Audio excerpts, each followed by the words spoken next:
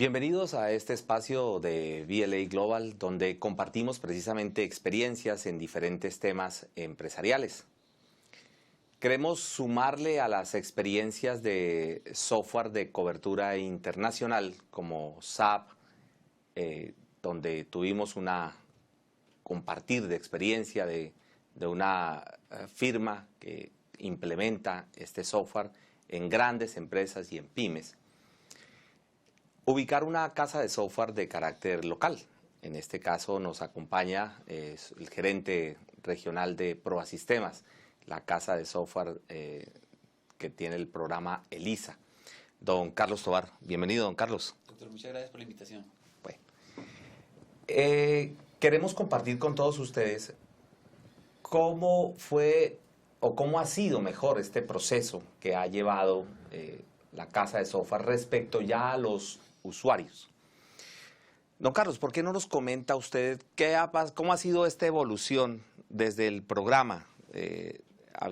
Tengo entendido que había una versión antes de la que actualmente estaba, que la que está operando en este momento, y se llegó a esa versión, pero esa versión antes de tomar una decisión, tuvo una madurez.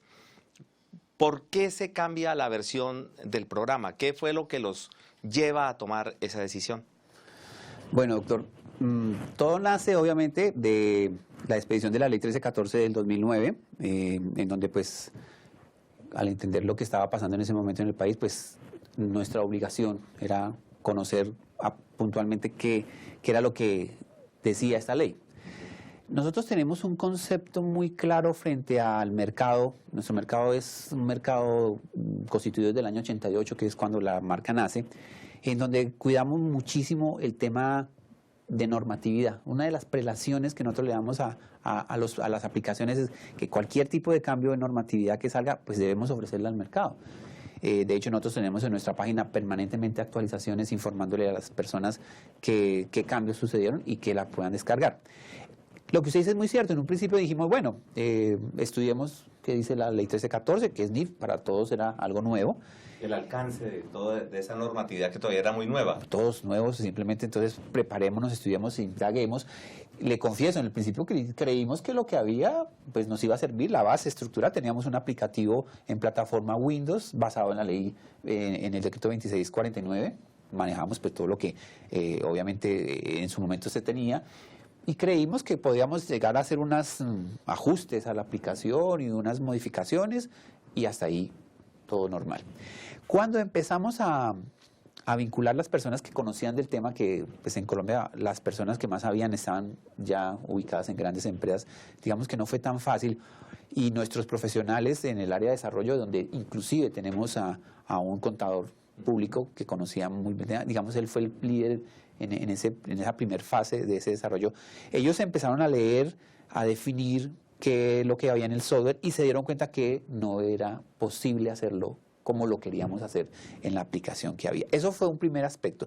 Y el otro aspecto que hizo que cambiáramos esa decisión es que la DIAN determina que por ahora su información no sea alterada, es decir, que la parte fiscal continúe normalmente. Ahí ya se creó un índice porque cómo manejamos la información fiscal y cómo cumplimos con los estándares. Eso nos obligó a crear un grupo de trabajo que determinó inicialmente que se iban a hacer 2 registros y viajaron algunas de esas personas a Ecuador. Recuerdo que inicialmente estuvieron en Ecuador revisando los software que existían. También viajaron a Chile y ahí digamos que nosotros empezamos a manejar el desarrollo de la versión como en el 2010, no recuerdo exactamente, como el primer trimestre del 2010, y ya durante el 2010, pues todas esas experiencias, esos análisis, llegaron a tomarse la decisión de que tenía que manejarse lo que hoy en día es la versión, nosotros la llamamos ELISA Norma Internacional. En esta versión era importante separar los registros. No es que el usuario digite 2 veces la información, no, el usuario digita un solo registro, pero el sistema, de acuerdo a un trabajo previo de parametrización, de organización, el sistema se encargará de hacer esos dobles registros. Posteriormente tuvimos la experiencia de personas ya estando en Colombia, por ejemplo, recuerdo que de Perú estuvo el señor Maticorena, Waldo Maticorena, estuvo con nosotros en un principio. Él fue una persona que también nos confirmaba que ese tema era importante, el del doble registro.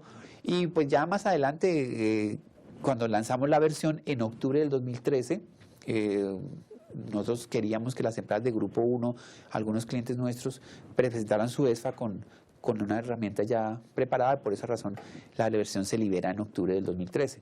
Y durante el 2014, pues esperábamos que las empresas de grupos lo empezaran también a aplicar. Entonces, todo eso fue un trabajo, digamos que fue de mucha responsabilidad. Una de las cosas que recuerdo que el señor Heraldo Peña, que es el gerente general de ProAsistemas, quería, es que este fuera un proyecto bastante responsable. Porque cuando ya entendimos de la magnitud de lo que se venía, pues no podíamos improvisar. Y ahí es cuando él determina que debe haber gente, todos preparados en NIF. Yo me acuerdo que hubo una reunión en Bogotá donde él nos dijo, acá, a partir de hoy, todo el mundo va a respirar NIF. Desde el señor que nos recibe en la entrada, la niña de recepción, todos vamos a respirar NIF. Y efectivamente así fue. Claro, hay todo tipo de profesionales en la empresa, hay unos más conocedores que otros, pero finalmente todos nos involucramos en el tema. Y ahí empieza a hacerse un trabajo de mucha responsabilidad, en donde queremos que el usuario, cuando reciba la versión, tenga las herramientas que la norma lo exige. Entonces, yo recuerdo, por ejemplo, que en el año 2014, el superintendente de sociedades del momento, el doctor Luis Guillermo Vélez, hizo reuniones en donde hacía énfasis en eso, en el montaje de la preparación del ESFA, del cumplimiento de los procesos, del capacitarse adecuadamente, del lograr contratar personal certificado. Todas esas cosas, en ese momento él hacía énfasis en eso. Luego, con el doctor Ortega, con Ricardo Ortega, también director de la IAN en su momento, quien también transmitió la importancia de todos esos procesos, y eso hizo que nosotros entendiéramos que lo estábamos haciendo correctamente. Ha sido el proyecto de mayor responsabilidad que ha hecho ProAsistemas en sus 29 años de existencia, y en donde le ha dado la mayor, digamos, importancia a todos los procesos, inclusive el proceso de codificación, que es como la parte fuerte de los programas. Lo hicimos en la India porque al señor Heraldo Peña alguien le comentaba que había empresas dedicadas a esa parte de codificación, y el proyecto que acá en Colombia pudo haberse demorado en la preparación del software, no sé, 2, 3 años, allá se hacía en menos de un año. Inclusive 8 funcionarios de la empresa viajaron a la India, en donde estuvieron al frente de la revisión de ese proceso. Funcionarios de esa casa de software de la India estuvieron en Colombia ayudándonos también a ajustar, y luego de que se hizo esa fase inicial de codificación, ya la tomaron todos los ingenieros de Colombia y empezaron ya a ajustarlo de acuerdo a la normatividad. Todo esto con el ánimo de que el usuario se le pueda entregar algo realmente cumpliendo con la normatividad. Posteriormente a esta fase de inicio digamos, de entrega del software, hemos tenido la fortuna de encontrar personas como, por ejemplo, usted, que son personas que se han dedicado también a conocer, y nos hemos apoyado. ¿Por qué con ustedes? Porque finalmente ustedes son más estudiosos del tema contable. A pesar de que nosotros tenemos asesores, consultores, pues digamos que no estamos tan al día a día como lo son ustedes. Y eso hace que cuando en estas etapas tan confusas, porque lo que ha sido 2015, 2016, ha habido mucha confusión en los conceptos, en los procesos. Apoyarnos en personas como ustedes ha sido muy, muy satisfactorio, porque es decir, venga, encontramos en el mercado a un muy buen consultor o a un muy buen asesor que dice que las cosas se deben hacer como lo cumplen las normas. A nosotros nos gusta, por ejemplo, de usted, que usted no dice, Edmundo Flores dice, no, es que la ley tal o el decreto tal lo invita a uno a remitirse a la normatividad. Y cuando usted dice algo, créame que yo lo hago, no sé, me imagino que mucha gente lo hará, se sienta y lee y uno dice, sí, mire, él dice esto y claramente el texto X lo está explicando. Eso nos da mucha confianza, y eso ha sido una etapa correspondiente al 2016, a lo que llevamos del 2017, en la que nos hemos apoyado. Creemos que lo estamos haciendo bien. Creemos que no nos hemos equivocado en las decisiones que hemos tomado.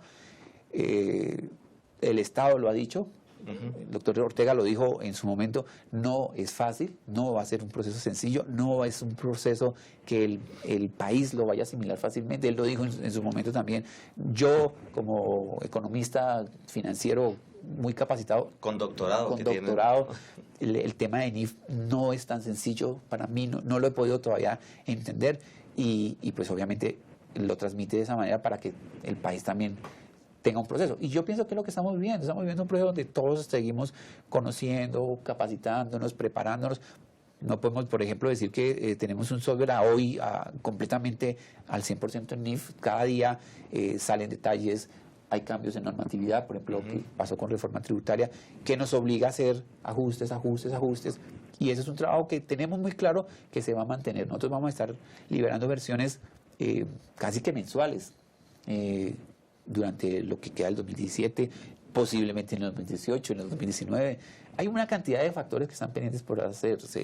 Inclusive está pendiente de determinar si la DIAN en el 2020 determina que se unifica la información o no. Todos esos son procesos a los cuales estaremos muy atentos, a los que estaremos muy preparados, porque como le decía, el compromiso es ético, es con el contador, con el profesional de contaduría y obviamente con las empresas. No podemos decirle al mercado, sí, tenemos una versión que cumple con los estándares y resulta que cuando el usuario se siente a hacerlo, no se hacen las cosas bien o faltan o se hacen mal. Eso no es nuestra... O no es el deber ser. O no es el deber ser. Entonces, en eso nosotros lo hemos hecho durante estos 28 años, 29 años, y creo que eso no va a cambiar. Y como el eje del sistema nuestro es la contabilidad, a pesar de que son software que se instalan en empresas, que tienen unas gamas de módulos que están sectorizados, pero sigue siendo nuestro enfoque la contabilidad. Con mayor razón, el tema de NIF no puede estar de lado. Aislado eso.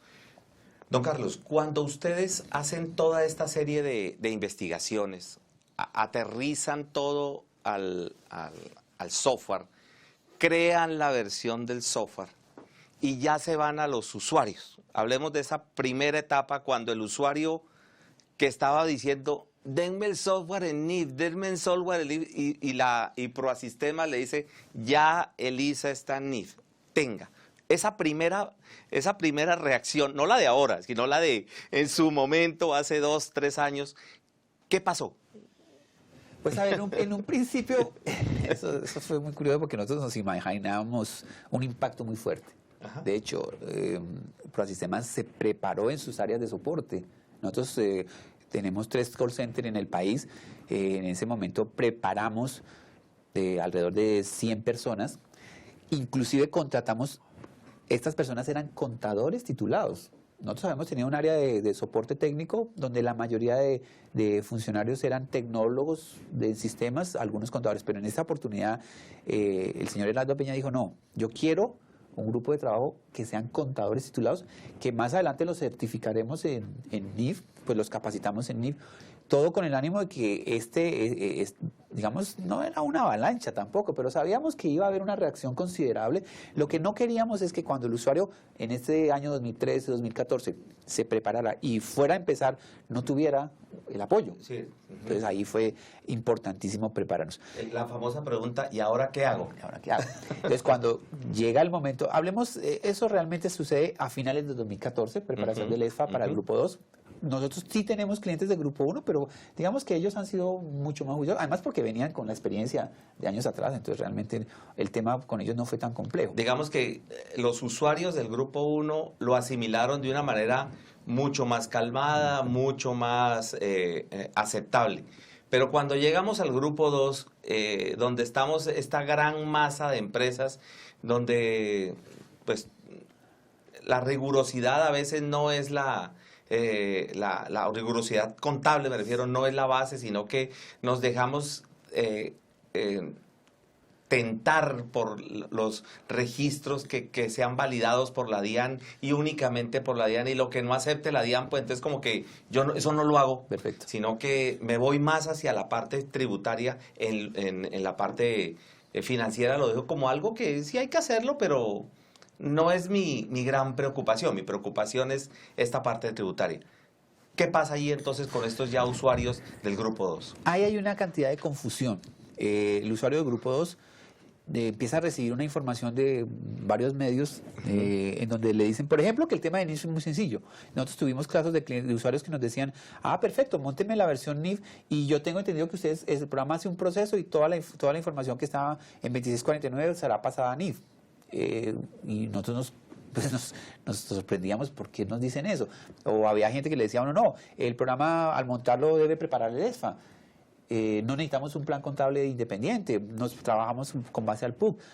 Ese tipo de solicitudes que empezamos a encontrar a finales de 2014 y durante el 2015 nos sorprendieron un poco porque nosotros esperábamos todo lo contrario, que la gente, por ejemplo, nos exigiera planes contables independientes, una clasificación de un plan contable mucho más detallado pensado hacia XBRL.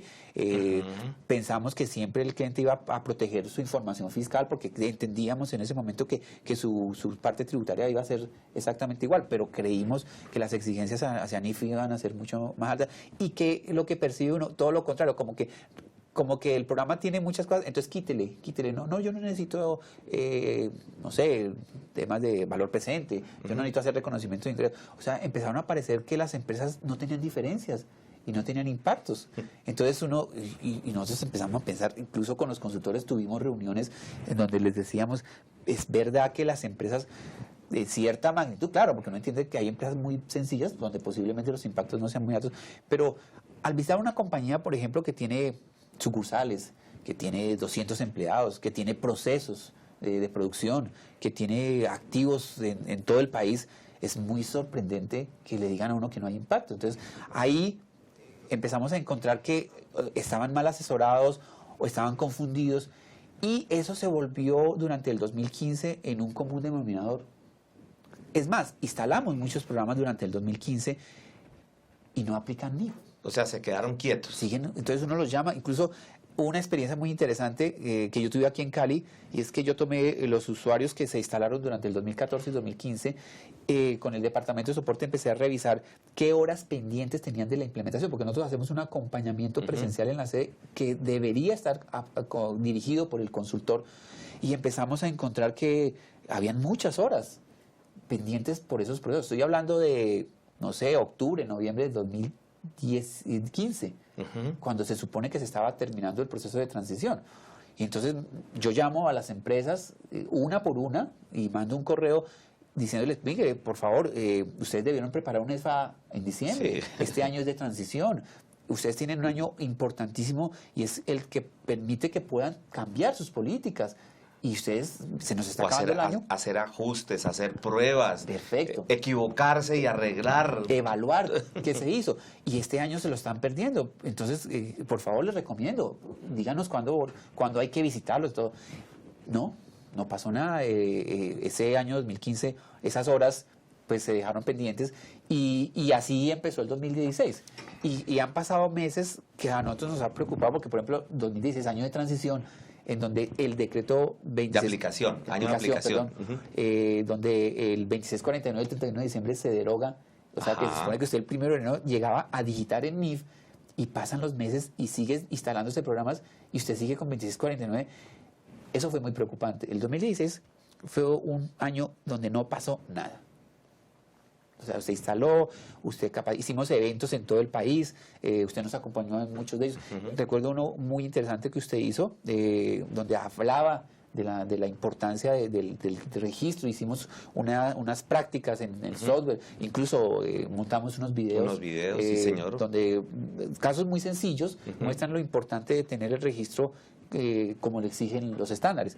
Pero desafortunadamente no pasó nada. Ahora, no con todos los casos, claro, hay empresas que han sido muy juiciosas, hay empresas que han sido muy responsables, hemos encontrado contadores con el empuje, con el empeño, con la decisión de hacerlo. Y mire que uno se pone a analizar y es un tema que no conlleva mucho tiempo. Yo tuve un caso muy particular en Bogotá con una contadora de mucha trayectoria con nosotros, de muchos años, usuaria nuestra, en donde por alguna razón tomó un curso, un seminario, un taller, no sé, y le dijeron, por ejemplo, que el tema de NIF podía hacerlo en Excel. Entonces, yo recuerdo que ella pidió que se montara el software y aplazó la instalación. Pues nosotros no presionamos, simplemente quedamos pendientes. ella pidió la actualización en el mes de, no sé, marzo del 2015. La empresa es de capital italiano, los socios son italianos. Y obviamente el socio principal le comentó en más o menos octubre que él necesitaba, antes de irse a sus vacaciones, tener estados financieros en NIF. Ella terminó su seminario y se sentó a hacer el proceso. Es una empresa grande, tiene un volumen de facturación considerable, procesos de inventario. Es una empresa compleja, no es tan sencilla. Es de grupo 2, pero es compleja. Perdón, qué pena hacerles. Es que precisamente a veces pensamos que las empresas del grupo 2 son empresitas, lo voy a poner entre comillas, perfecto, que no ameritan mayor complejidades, y resulta que entre más pequeñas, yo digo, somos más complejos, porque como tenemos unos poderes de decisión muy personales, sí, no tan técnicos, sino muy personales, volvemos complejo lo que no debería ser complejo. Claro. Pero de cualquier manera hacemos negocios que ameritan cierta complejidad, tomamos decisiones que a veces primero las hacemos y después preguntamos al área contable, oiga, esto sí quedó bien hecho, pero ya llevamos 4, 5, 6 meses haciéndolo, claro, y no habíamos preguntado, y resulta que el área contable después nos dice, caray, es que usted debió haber preguntado esto antes y debimos haber hecho esto así. Exacto. ¿No? Es por ese motivo. Claro. Entonces, ella pues tiene un grupo de trabajo contable, sus auxiliares, sus asistentes, y se sientan todos muy juiciosos a preparar los estados financieros ya en NIF para los socios. Y pues llega un punto en que el tema de los inventarios, de las facturas, de la cartera, armarlo como lo habían planteado fue imposible. Yo recuerdo que ella nos llama una tarde muy asustada, muy preocupada, porque se entiende que no va a poder. Y pues nos pide ayuda. Yo recuerdo que nos llama y nos dice, yo no entiendo por qué no lo puedo hacer cuando a mí me dijeron que era muy sencillo. Entonces le digo, no, pero ¿qué quería hacer? ¿No? Pues tener todo el proceso, preparar mi ESFA, hacer mi transición y en el 2016 hacerlo como es. No, sencillamente entienda que hay que entrar a trabajar detalladamente, hacer las cosas como se establecen, está atrasada, pero pues empecemos. Ella, de una forma muy profesional, acepta la situación, tenía muy buenas bases en ella, afortunadamente. Un grupo de consultores nuestros la orienta en los temas que están pendientes, por así decirlo, evalúa cómo va, y ya entramos en software. Entonces, es un trabajo muy rápido, pues apoyado por mucha gente. Y yo recuerdo que ella en noviembre ya se pone al día, no alcanza a presentar toda la información como lo sigue el socio, que incluso nosotros tenemos una reunión con los socios y le decimos, el proceso no lo alcanza a presentar con los estados financieros en NIF a la fecha de diciembre, pero va bien y digamos le vamos a pedir un plazo para cuando usted regrese de sus vacaciones en enero, y en ese mes tendrá los estados financieros. Y mire que es muy curioso porque ella se puso al frente del tema y en 3 meses lo resolvió. O sea, uno empieza a entender que es muy demorado, que va a ser muy difícil. No, simplemente tomó la decisión de hacerlo, se preparó, se asesoró, fue un equipo de trabajo. Obviamente no fue sola, fue un grupo de trabajo, pero en enero los estados financieros estaban. Y hoy en día está tranquilo. Por ejemplo, ella tiene que presentar XBRL ahorita. Y créame que fue un trabajo de 2 tardes. No le dedicó más tiempo, porque todo estaba listo. Es que yo creo, don Carlos, que todo se centra en cómo se abordó. Mire, desde que entró la superintendencia a hablar de este tema, nos dijo que habíamos que manejar esto como un proyecto. Y ese proyecto terminamos las empresas convirtiéndolo en unos ajustes débitos créditos. Entonces no es lo mismo un proyecto a un ajuste débito crédito, porque es que el ajuste débito crédito es el resultado de haber dicho qué cosas me cambian a mí.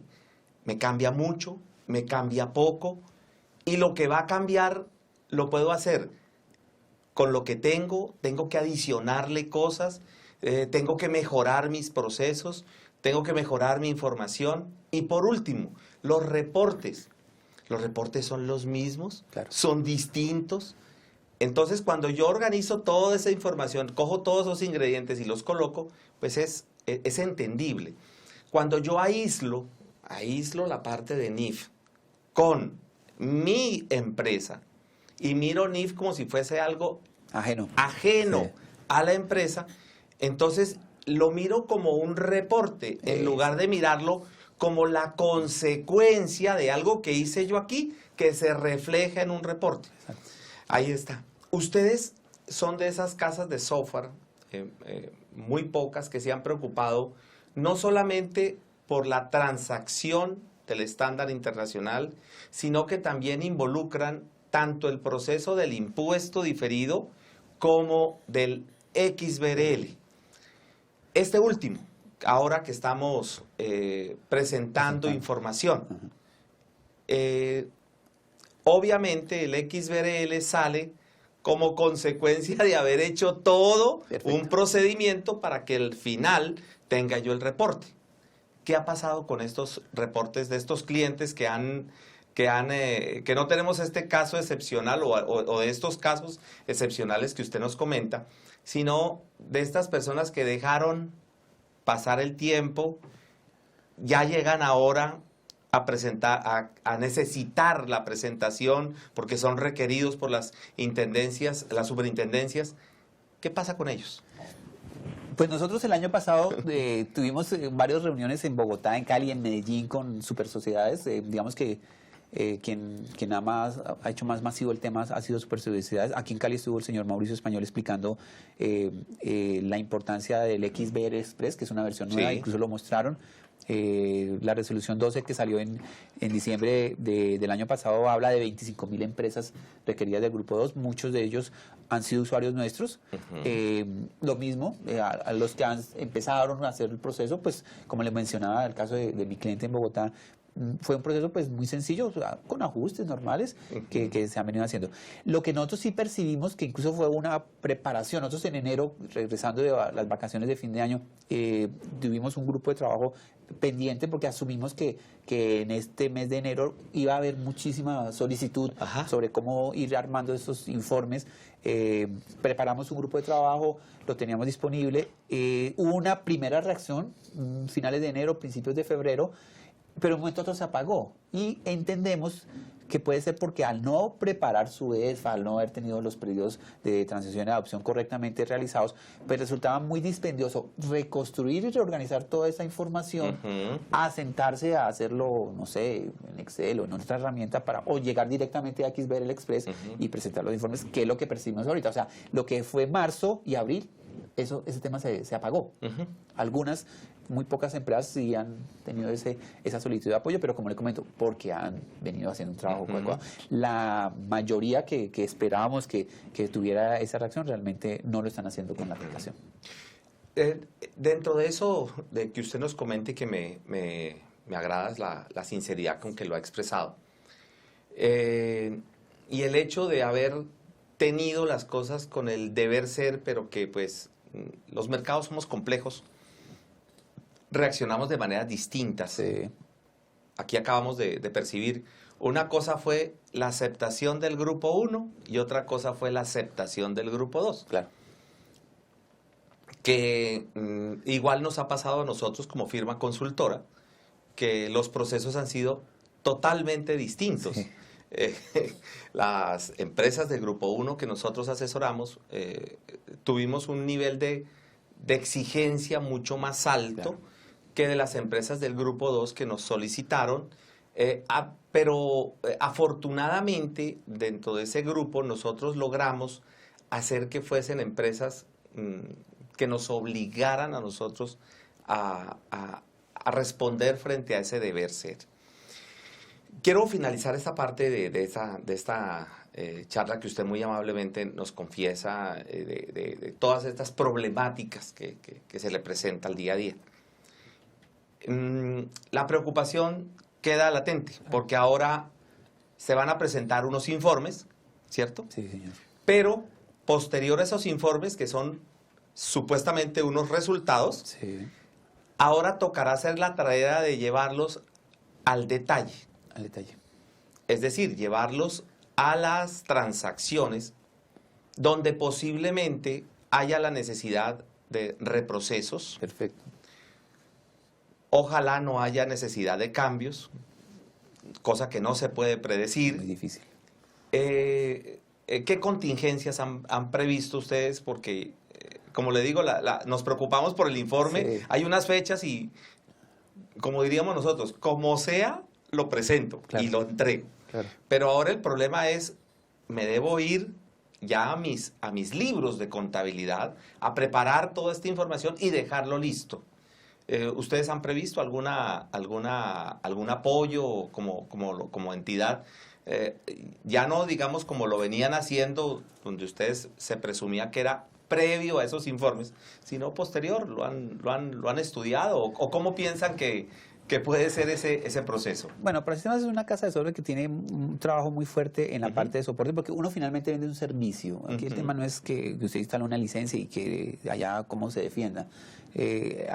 Siempre hemos tenido personal de desarrollo, personal de soporte, personal de capacitación. Y uno se comporta de acuerdo a como el mercado lo exige. Claro. Y uno, a pesar de que planea y que quiere que las cosas sucedan de una manera, muchas veces, como está pasando ahorita, pues no suceden, uno se replantea. Si eso sucediera, por ejemplo, que usted menciona, no sé si va a ser factible que suceda pronto o más adelante. Igual, el software es lo suficientemente flexible como para poder, por ejemplo, reconstruir información, corregirla. En eso siempre hemos tenido, digamos, esas características. Y si estábamos apoyados de un muy buen consultor, de un muy buen asesor, y que el empresario también se meta en el cuento, porque es un tema que también nos ha preocupado mucho, y es que el empresario no ha asumido que es una herramienta muy útil incluso para él como herramienta gerencial. Si estos factores se unen y el mercado requiere el apoyo nuestro, pues nuestro departamento de soporte, nuestros implementadores, nuestros capacitadores estarán disponibles para lo que el usuario requiera. Nosotros hoy en día estamos trabajando muy fuerte en eso y tratamos de cumplirle al máximo. Hay casos, por ejemplo, en donde mucha gente coincide en fechas y quiere que las implementaciones hagan, o sea, lo que usted no hizo en 2 años, quiere hacerlo en 15 días y pues obviamente también es muy difícil. Y porque se vuelven cuellos de botella en ciertos vencimientos, claro, totalmente de acuerdo. Tratamos de ayudarles. Y hay un trabajo muy de parte y parte. Cuando la empresa tiene un muy buen departamento contable, cuando los contadores conocen el tema, cuando tienen muy buenos consultores, eso fluye. Y créanme que inclusive no es un trabajo de muchas horas de parte nuestra, es de orientación. Porque uno virtualmente incluso o presencialmente puede tener una reunión diciéndole al empresario o al consultor o al contador, mire, la tarea a desarrollar es esta, y lea la tarea, simplemente vuelvo en 2 días, 3 días, o apóyese de algún recurso nuestro en tantas horas, y nosotros los vamos orientando. Finalmente el trabajo no es que nosotros lo desarrollemos, nosotros lo miramos, pero si la empresa tiene la estructura, tiene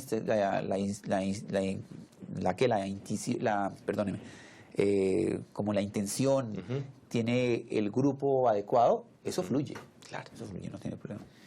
Don Carlos, muy amable por haber aceptado esta invitación. Muchísimas gracias por comentarnos eso que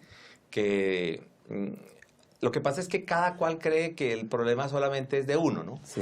Sino que sabe que, a pesar de que hay un proverbio popular que dice mal de muchos, consuelo de tontos, pero con esto nos podemos dar cuenta que las empresas que de alguna u otra manera hemos hecho las cosas bien, hay otros que le han hecho bien, otros que hemos hecho las cosas mal, también sabemos que otros no la han hecho de la debida forma. Perfecto. De cualquier manera, yo saco una conclusión de esto que usted nos plantea y nos refleja, que es la clara conclusión, y usted lo manifestaba muy bien, nosotros trabajamos para el futuro. Yo hago el siguiente conclusión final.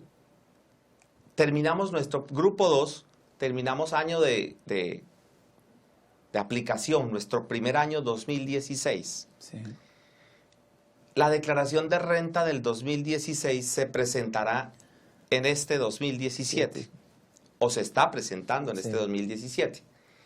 Y bajo la nueva estructura de la ley 1819 del 2016, ya va a tener 3 años de firmeza, o sea que va a ser 2018, 19 hasta el 2020.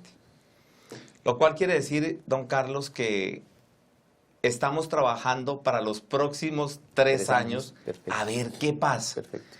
A ver si, yo diría, hicimos las cosas bien o la hicimos de la manera incorrecta. Yo invito a las personas a que vean los videos que ha emitido la propia, en entrevistas que se le han hecho al administrador de impuestos, exadministrador de impuestos, al doctor Juan Ricardo Ortega, a los superintendentes, especialmente al superintendente de sociedades, a los demás superintendentes que no tienen tanto protagonismo, pero que se ha visto, a los conferencistas que han hablado en las capacitaciones de la Superintendencia de Sociedades. Correcto. Que repasemos esos videos, que miremos la legislación vigente, que es bastante amplia, infortunadamente muy amplia. Un decreto 2420 que tiene casi 3.000 páginas. Un decreto 2496 que se supone lo estamos aplicando en este momento, y la mayoría de empresas, nos pasa algo similar a ustedes. Nosotros hablamos de enmiendas y la gente dice, pero ¿enmiendas de qué? Si eso no cambiaba solamente tal cosa. Le digo, no, son 96 páginas de enmiendas. ¿Por qué solamente estamos mirando una de las 96? Sí. Miremoslas. Por eso nos hemos tomado también el trabajo de estarlas compartiendo, al menos dentro de nuestras capacidades de poder hacerlo, hasta donde nos permite nuestra capacidad económica gratuito, y los posibles cursos, que es de donde también pues tenemos nuestros ingresos para hacer eso. Pero realmente, don Carlos, lo que todos estamos trabajando es para los próximos 3 años. 4, 5 años, que será el tiempo el que realmente será el verdadero juez de este tema. Posiblemente la Superintendencia de Sociedades requiera información que habrá que presentarle. ¿Por qué tomamos X o Y decisión? Sí. Por ejemplo, ¿por qué no cambiamos los valores de cartera? Estoy diciendo cualquier cosa. ¿Por qué no se deterioró? Y que le expliquemos, por ejemplo, por qué no se deterioró. Perfecto. O por qué no se deterioró el inventario. O que le presentemos información sobre qué bases tuvimos en cuenta para no hacerlo. Bueno, yo no sé, estoy especulando en este momento. O la misma administración de impuestos diga, ¿y usted por qué no tuvo diferencias? Por ejemplo. Solamente tuvo una diferencia en propiedad, planta y equipo, y el resto no tuvo diferencias. Que podría ser una pregunta del Estado para mirar, oiga, tan perfecta es su empresa, Sí. que no tuvo ningún cambio. O sea que usted estaba en el estándar internacional, porque pues, si no hubo cambios, Claro. es porque estábamos en el estándar internacional. Puede ser que en algunas empresas eso sea factible, eso es totalmente válido dentro de las posibilidades, pero también es claro que hay algunas que no necesariamente lo podemos hacer. Creo que usted nos ha expresado que el trabajo implicaba realizar un proceso que, a pesar de que no es el momento, pero pues el proceso se puede volver, digamos, nunca es tiempo para reparar los errores, y que las fórmulas no son copiar y pegar, sino que hay que analizar dentro de ese punto. Nuevamente, muchísimas gracias, don Carlos, muy amable por compartir este tiempo, y esperamos a todos ustedes que nos sigan acompañando en este compartir de experiencias. Reitero, pueden ver las experiencias que hemos tenido con otras casas de software, con SAP, para que ustedes evalúen también cuál ha sido la experiencia de esta gran casa de software internacional, y vemos esta local. Ojalá podamos seguir entrevistando otras casas de software para que podamos tener de todos una información, y nosotros mismos podamos sacar nuestras propias conclusiones. Muchas gracias a todos ustedes y hasta una próxima oportunidad.